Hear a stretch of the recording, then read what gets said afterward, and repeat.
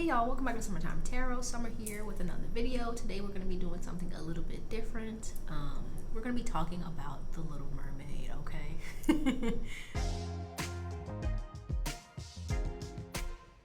If you haven't been under a rock, I mean, sometimes I be doing that, so this is not to like talk about you or nothing, but you know about this here Disney's live action remake of The Little Mermaid and how everybody is going crazy because, you know, you got the white folk, well, let's not say the white folk, okay, let's say some folks, okay, are upset that they have casted Miss Wonderful Halle Bailey as Ariel, right? Okay, so I thought it would be advantageous for me to sit here and discuss this, right?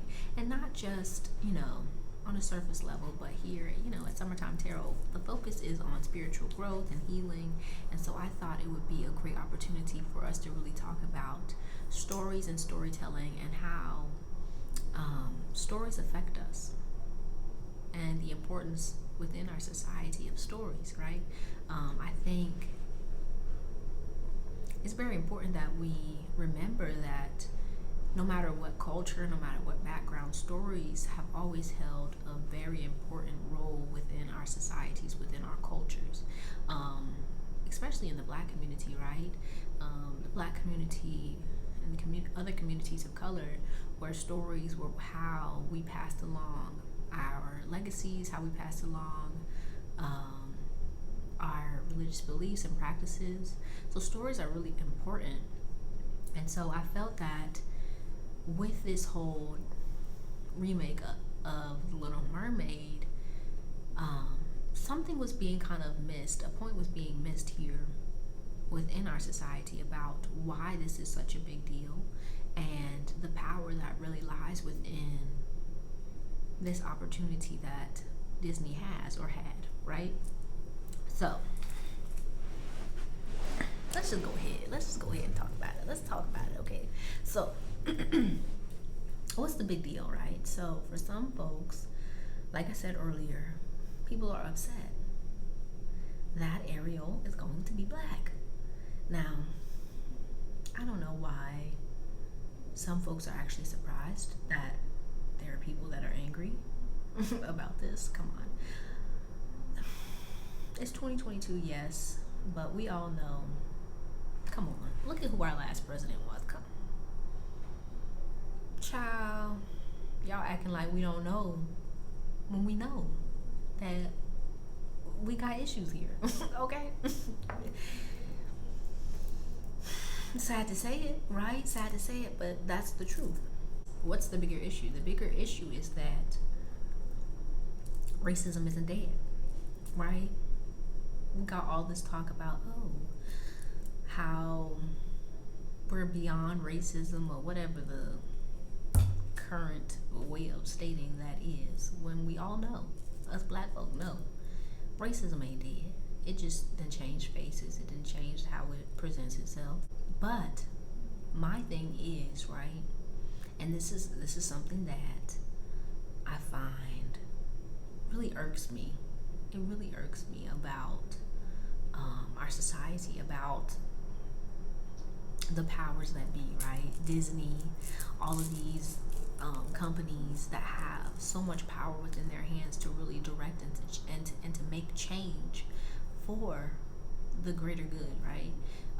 They don't take these really powerful opportunities to shift things in a positive way, okay?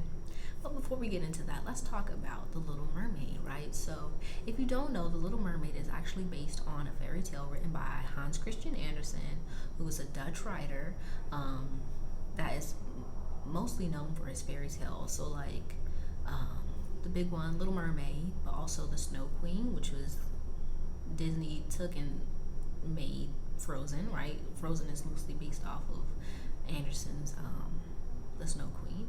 He also did like The Ugly Duckling, The Princess and the Pea, right? So he his stories are well known. His fairy tales are well known, and they have a big place within our society, whether we know it or not, right? And his work continues to show up, right? With the Little Mermaid, the Snow Queen, Princess and the Pea, Ugly Duckling, all that good stuff. Okay, now the Little Mermaid is actually thought to be, which I didn't know until I started doing research here about the Little Mermaid, because I wanted to do this video.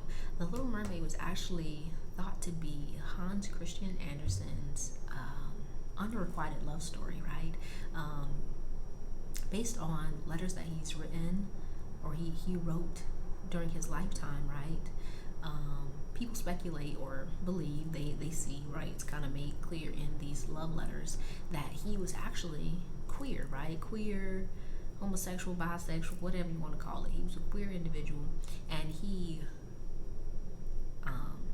kind of loved this friend of his named Edward Cullen.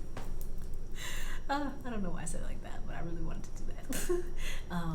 But Mr. Cullen, right, even spoke about it in, I think, autobiography he did or something, that he was unable to reciprocate the love that Andersen had for him, and he eventually married a woman. So people speculate that the Little Mermaid is actually him processing his emotions based off of Colin, skedaddling off with another woman.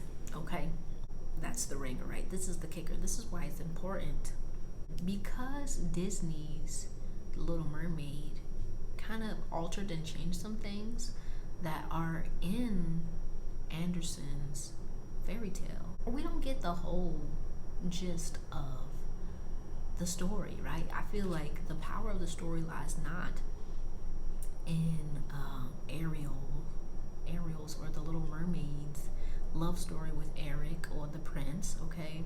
It's really in the ending, which Disney changed, right? Okay, so if you haven't read Hans Christian Andersen's The Little Mermaid, then you don't know that the Little Mermaid doesn't end up with the prince in the end. So people tend to kind of like gloss over the ending of Andersen's The Little Mermaid, but I feel like it is the best. Okay, I love the ending of Andersen's The Little Mermaid more than Disney's, and here's why. Okay, so if you haven't read it, I'm actually gonna read it. Let's read it, because I gotta read it. Go down to your local library, y'all, and get you a fairy tale book from Mr. Andersen. Okay, so let's go to the ending of The Little Mermaid. Let's read it. Silence fell on the ship, and only the first mate stood at the helm.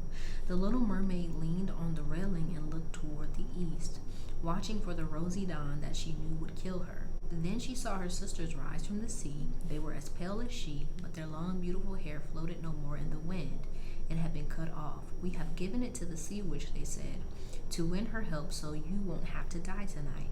She has given us a knife. Here it is. Look how sharp it is. Before the sun rises, you must plunge it into the prince's heart, and when his warm blood splashes on your feet, they will grow together back into a fish tail. You will be a mermaid again and can come home with us and live your 300 years before you turn into sea foam. Hurry, either he or you must die before sunrise. Our old grandmother is so upset that her white hair is falling out just as ours fell to the witch's scissors. Kill the prince and come home. Hurry, already there's a touch of red in the sky. In a few minutes the sun will rise and it will be too late." And they sighed deeply and sank beneath the waves. The Little Mermaid drew the purple curtain back from the tent and saw the lovely bride sleeping with her head on the prince's breast. Kneeling down, she kissed his noble forehead. The morning sky was growing lighter. She looked at the dagger in her hand, then back at the prince, who in his dreams whispered his bride's name. She alone was in his thoughts. The knife trembled in the mermaid's hand. She threw it far out into the waves, which turned red where it fell, as though drops of blood were bubbling up through the water. She gazed at the prince one last time, then she threw herself from the ship down into the sea, where she felt her body dissolving into foam. The sun rose from the sea. Its rays fell warm and gentle on the cold sea foam. and the Little Mermaid had no sense of dying. She saw the shining sun, and up above her hovered hundreds of beautiful, transparent beings. Through them, she could see the white sails of the ship and the rosy clouds in the sky. Their melodious voices were so delicate that no human ear could hear them, just as no human eye could see them. They were so light that they floated in the air without wings, and the Little Mermaid saw that she had a body like theirs, and she felt herself rising higher and higher above the foam. "Where am I going?" she asked, and her voice sounded like the others, so ethereal that no earthly words can describe it. "To the daughters of the air," they answered. "A mermaid has no immortal soul and can never get one unless she wins the love of a human being. Her eternal existence is in the hands of another. The daughters of the air have no immortal souls either, but through good deeds they can create them. We fly to the hot lands where the pestilent air kills men, and there we bring coolness. We fill the air with the scent of flowers and bring health and refreshment. When we have striven to do good for 300 years, we are given an immortal soul and eternal happiness. You, O poor little mermaid, have striven through all your heart to do the same as we do. Through your sufferings, you have raised yourself to the realm of the spirits of the air. Now, through good deeds, you can create an immortal soul for yourself." The Little Mermaid stretched her transparent arms toward the sun, and for the first time she shed tears. On the ship, she saw the prince and his beautiful bride looking for her. They stared sadly at the bubbling sea foam, as if they knew she had thrown herself into the waves. Unseen, she kissed the bride's forehead, smiled on the prince, then rose up with the other daughters of the air to the rosy cloud floating above. Isn't the illustration pretty? It's gorgeous.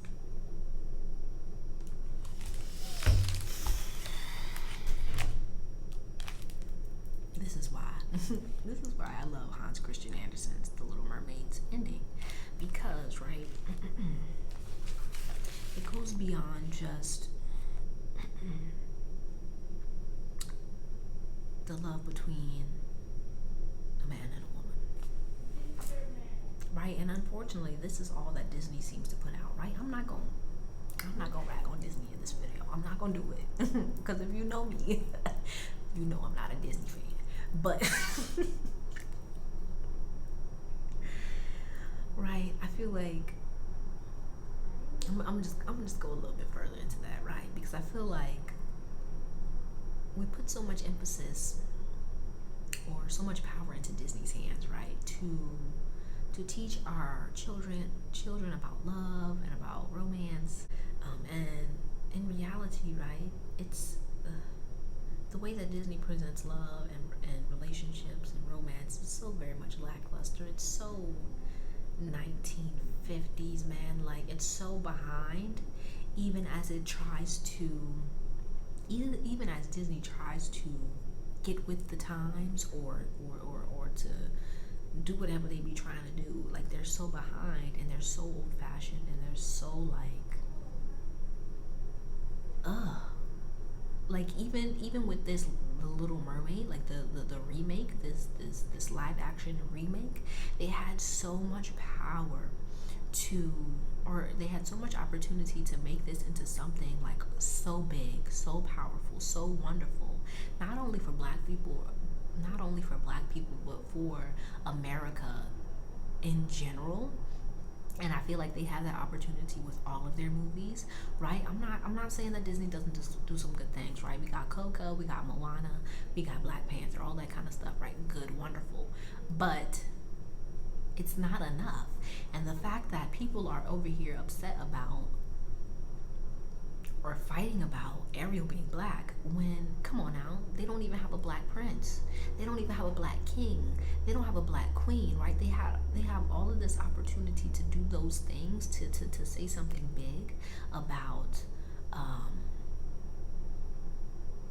race and culture and all this good stuff, and it seems like they never do. Like, it's annoying. It annoys me. But I'm gonna leave that there. The reason that I brought up the fact that, it is believed that Hans Christian Andersen's The Little Mermaid was actually based on his own unrequited love story, queer love story, excuse me, is because it shines a light on the true message that is present within the Little Mermaid, right? And based off of, you know, that reading of the ending that Hans Christian Andersen wrote, we can tell that the Little Mermaid isn't just about love between a man and a woman. It's about moving beyond that. It's about ethereal love, so to speak. It's about how we as individuals are able to spread love, to spread health, to spread healing, to do all these wondrous and miraculous things, and through that we gain eternal life, right? Does it sound a little familiar? Does it sound a little bit like Christianity or something? You know what I'm saying?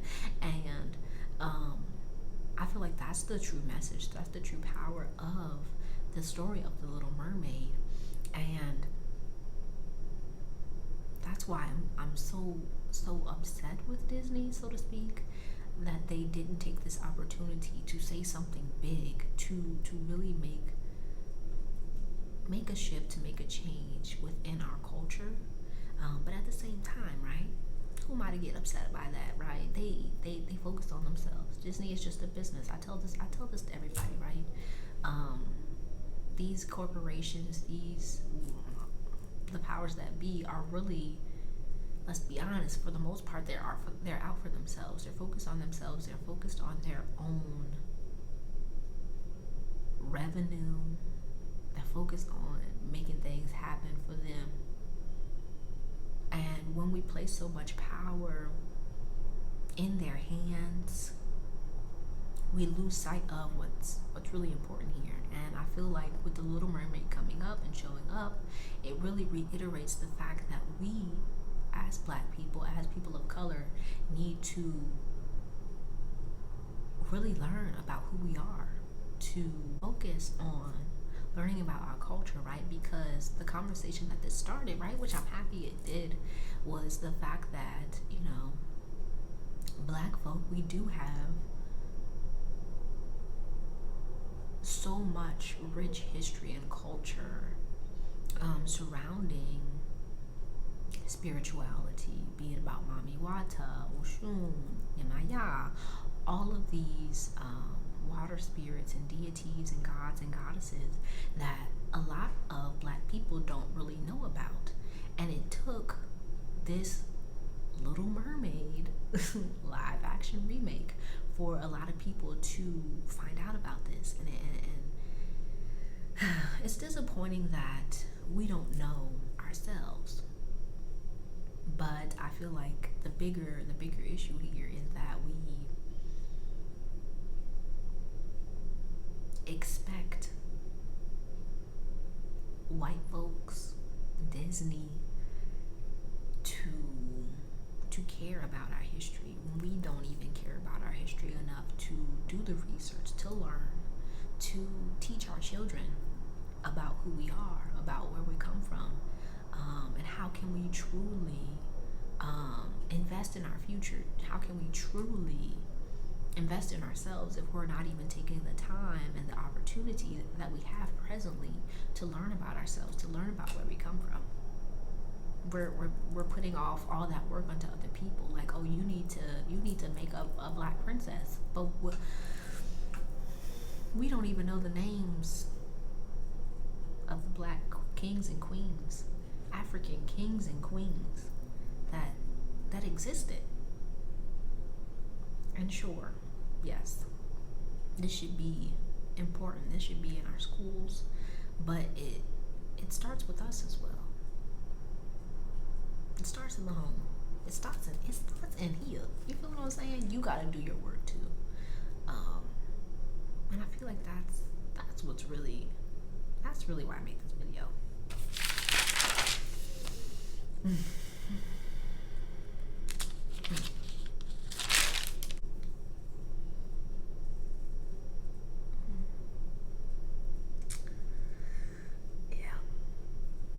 Now, if you're watching this video, I expect that you probably already are doing some of this work. You're already educating yourself on your history, your culture. where you come from, your ancestors, right? That's the expectation. But beyond that, it's our responsibility also to educate our people, right? If you feel like, oh, it's not your job to educate the white folks, that's cool. That's all right, baby. I feel you. But at the end of the day, it is your responsibility to share your knowledge with your kinfolk, your community, your children. And so that's what I urge you to do, right? It's up to all of us to really start changing things, right? Because once we do that, we ain't gonna have the time or the need to really be upset about the fact that there's no black princess on Disney. Because when we know what we're supposed to do,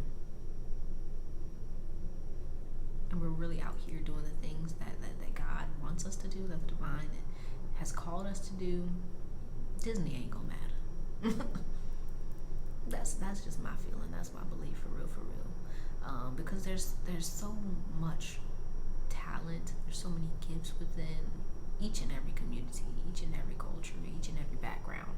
And at the end of the day, although it feels like a hell of a burden and responsibility, it is up to us to educate ourselves and to educate our people on who we are, on where we come from, on our history, on our ancestors, on our spiritual practices and beliefs and rituals, right? And so that looks different for everybody, right? It could be, you being a spiritual leader. It could be you being a songwriter, a story writer, a movie maker, a producer, a director, a dancer, an artist, right? We all have our roles, and it's up to us to really do the work, to be present within those roles, and to really believe in and know our purpose. So that's what I urge you to do, really, to connect with your purpose and to live it. Because when we do that, we are able to strike change within ourselves and within our communities and within the world, all for the better. All right. So, yes, I'm excited. I'm excited about Miss Halle Bailey. She could sing, child. Yes, indeed. I'm excited that there's a black Little Mermaid. That's cool. It's cool. But for real, let's be honest. This ain't the first black princess. It's not. And the way I'm feeling like it's probably gonna be mediocre, and not because of the actors, but because of Disney, right? We all know Disney, man. Disney be breadcrumbing us. That's how I feel. Sometimes they do some good stuff, but not always. As Maya Angelou said, when someone shows you who they are, believe them, child. And what has Disney shown us? Other than that they're somewhat here for the people when it benefits them. But I believe that there. Yeah, but that's all I really had to say. I think that's it. If I have something else to say, I guess I'll make another video.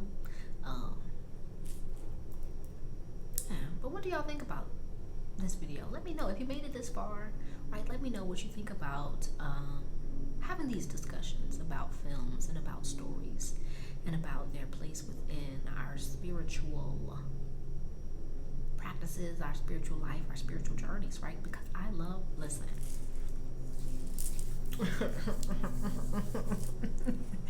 I love talking about stories. I love talking about films, and I would really enjoy talking more about films and about stories. So if this is something that you enjoyed, please give the video a thumbs up, subscribe to the channel, let me know down in the comments if this is something you would like to see more of on the channel. If you have any ideas or things that you would like to see more of, put put it down in the comments, y'all. I would love to hear that. I've had a wonderful time sitting here discussing film with you. Thumbs up, subscribe, comment, like, share. Let's continue the discussion in the comments. I'd love to hear your thoughts.